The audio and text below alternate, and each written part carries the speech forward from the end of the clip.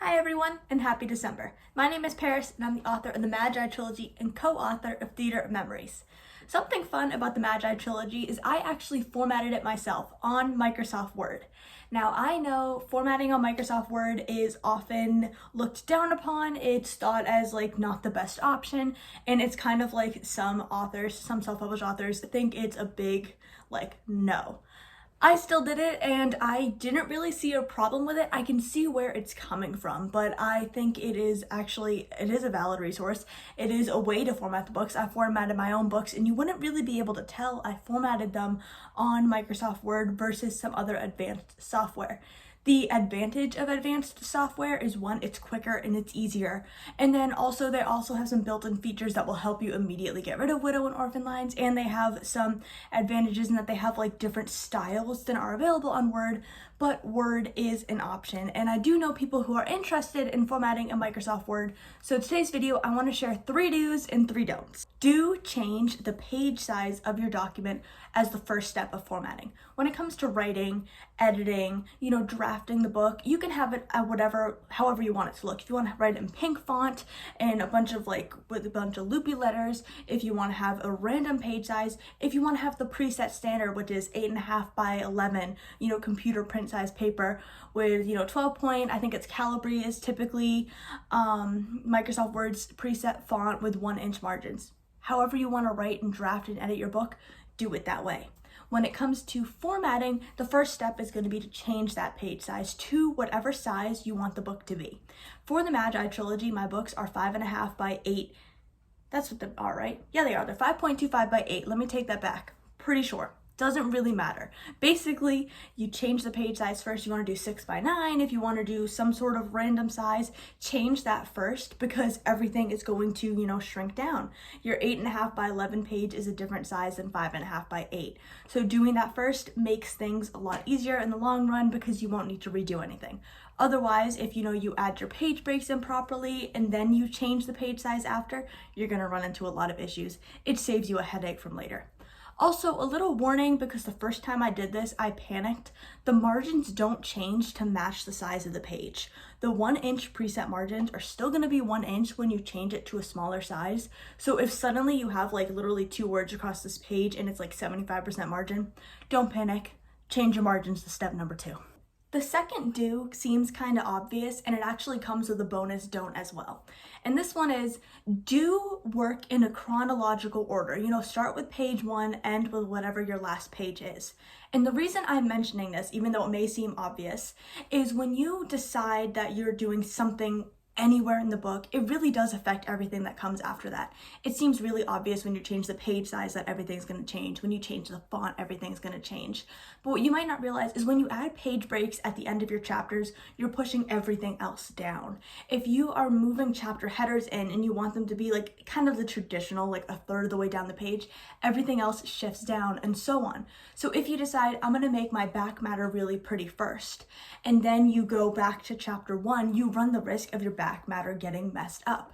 Not always, but this has high enough chance of doing it that I'd recommend start with page 1, move all the way down. It's going to save you a headache later. Number 3 is to utilize I think they're called invisibles. Basically, there is this little thing you're going to see. It looks like a backwards P that has kind of 3 lines instead of just 1 standing on. That is going to activate the invisibles, your little paragraph tags, all those little things like that. And that's going to allow you to visually see the page breaks, because page breaks are usually, you can't see them on the page, but they're going to light up and they're going to be a little blue. So that's going to help you. You're going to be able to see, okay, I have a page break here, or why do I have 2 page breaks here? Or you're going to realize, okay, this isn't adding up correctly, but I have a random tab in the middle of this. Maybe that's the issue. Utilize your invisibles.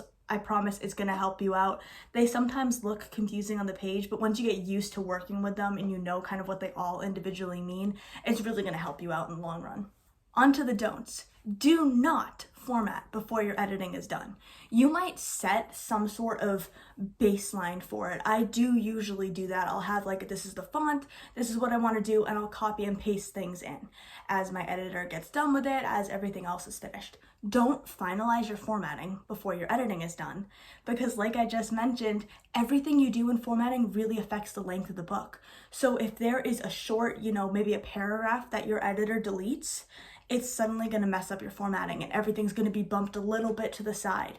Little details like that, if they, throughout the whole book, they only get rid of like a word a page, that's going to add up to a couple hundred words, and that's going to mess up your formatting later. So don't finalize your formatting before edits are done.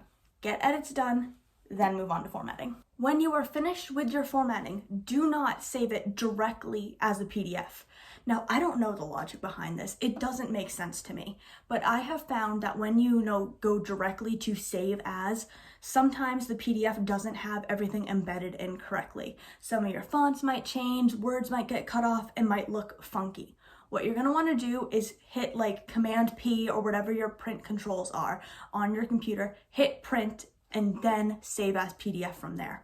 I don't know the logic behind this, but from personal experience, it works.